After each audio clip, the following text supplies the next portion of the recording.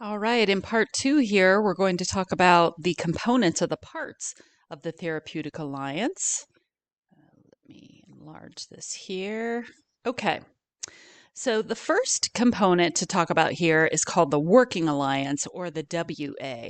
So think of this as the glue of the relationship. That's why I put that there. This is the working bond. What this means is this is the lining up, the aligning of the reasonable side of the client, and that means the side of the client that's there to work, that is recognizing their problems, ready to work on that, and the counselor's therapizing side. So the part of the counselor that's ready to help with their treatment. So this is necessary to establish really early on. So that's why in the very first session with clients, I let them tell their story typically, and then we start talking about goals. What do you want to accomplish? Where do you want to be when you're on the other side of this? And then that working alliance becomes especially important as treatment goes on and treatment becomes more difficult. I think I showed on the board one day that progress in therapy isn't just this straight uphill line, it's full of hills and valleys. And so when treatment difficulty increases, it becomes even more important to have a strong working alliance, working relationship. So clients understand that, you're in it to help them and you're going to keep pressing forward. So, this therapeutic alliance is really the best predictor of a successful outcome. So, if you think about the therapeutic alliance and then the working alliance within that, that is the best predictor of the client changing, the client meeting their goals. There are really three parts to the working alliance. There is, first of all, an emotional bond between the two of you. And then there is an agreement on goals and certainly an agreement on tasks. So the goals that you have for the client might not be the same goals that the client has. And the way that you want to get there may not be the same as what the client imagines. But as the professional, it's your job to kind of lay out for the client where you see things going and then kind of follow their lead to get there. We'll get into that a little bit more as the semester goes on. Okay, so there's the working alliance. The second part of the therapeutic alliance is called the real relationship. I know that sounds weird because it's just a kind of a strange way of phrasing things, but this involves how you relate to each other as people, your genuine and realistic reactions towards each other, relating as people, not just client and counselor. And there's a couple parts to this. First of all, there's the impersonal and the non intimate part, but it's still real, it's not superficial. These are kind of the chatty interactions. So when I go out to the waiting room to get my client and I ask them what book they're reading, or I ask them how their day has been. When I'm seeing somebody online, depending on what I know about them, I may ask them, oh, look at that beautiful plant behind you, or let me see your dog today, something like that. And then there, of course, so this is more chit chat. Then, of course, there is the intimate and the personal part. So this would be the place where you can say to a client, I really enjoy your sense of humor. Or, you look really happy today. You have a great smile. So again, intimate doesn't refer to sexual intimacy. It just refers to much more personal in the relationship. Deeper into the real relationship, and we're going to turn back to Carl Rogers. Here's my favorite picture of him. And what Carl Rogers said about the real relationship is that it contains three facilitative conditions. Three facilitative conditions. So these are components of the real relationship that need to be there in order to increase the relationship. Right now, we're just going to talk about the first one a little bit, and then we'll continue this back up when we get back to class. So I know this is number two, but this is the first one we're going to start with, and that is empathy, the big one.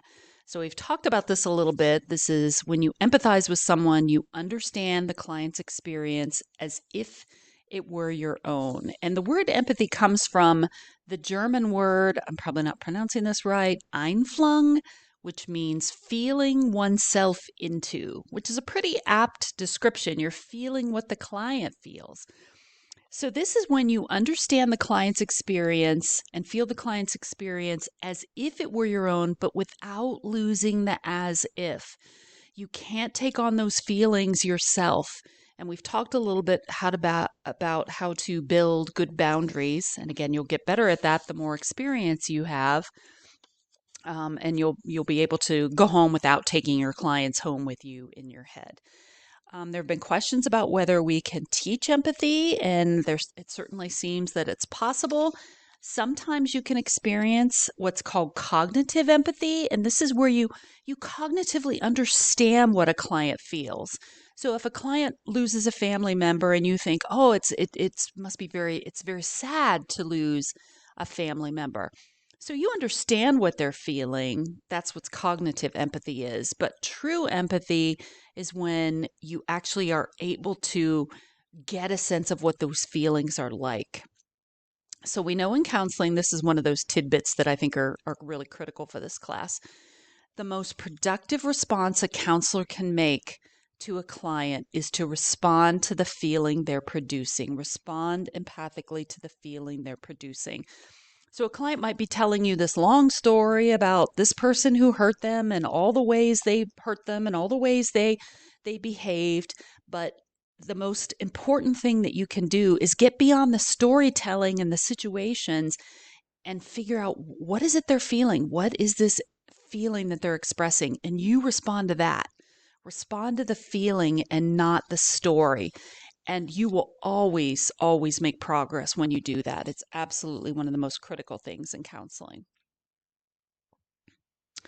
Okay, on this next slide, here we go. I want to talk a little bit about the difference between empathy and sympathy. And I have two videos here, and you can't click to them in the YouTube video, so I'm going to link them down at the bottom, and I'd like you to watch them both. They're both very short, within just a couple minutes. The first one is by a pretty famous author named Brene Brown, and she talks about the difference between empathy and sympathy. I think most of you have a sense of what that difference is, but she really highlights it there. And when we come back to class, we'll talk a little bit about this video, and it's engaging as well. And then the second one is a really good example of showing empathy through reflective responses, which was similar to the lab we did today. I'd like you to take a look at this one also. It happens kind of in the break room at a workplace, and a woman is listening to a coworker and starts to respond as we naturally tend to respond, and then stops and is able to make empathic statements and reflective statements. So please click the links down at the bottom here in the notes and make sure you listen to both of those.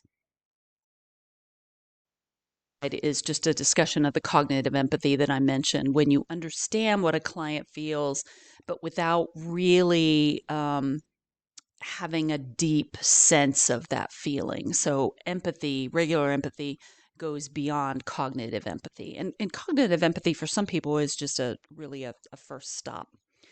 So how do we learn to be empathic human beings? The main way is from our parents' empathy or our caregivers' empathy toward us. So like in this picture, if this child maybe was teased by another child and runs to her parent for comfort, and the parent says something like, that really hurt your feelings, what they said, that was hurtful. That's showing empathy versus if the parent would say something like, oh, those kids don't matter, don't worry about it. That's a very different thing. So when our parents respond empathically toward us, that's how we learn to be empathic human beings. And if we didn't get that as a child, you still can learn that later on. But this just sets us up very early on to be empathic human beings. We're going to talk when we come back to class about how there are different ways to respond to clients, different levels of expressing empathy, and I'm just going to go quickly through them now.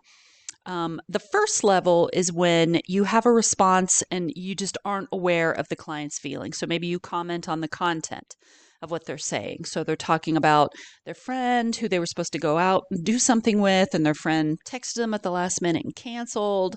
And you say something like, well, do you think that they'll reschedule, or what did you do instead? That's not showing any awareness of their hurt feelings. Okay, so that's really not an empathic response. The second level is some awareness of obvious feelings, but you might distort them.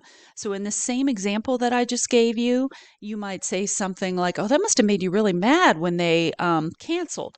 So, okay, yeah, you're kind of getting it, but really what the person is feeling more is hurt.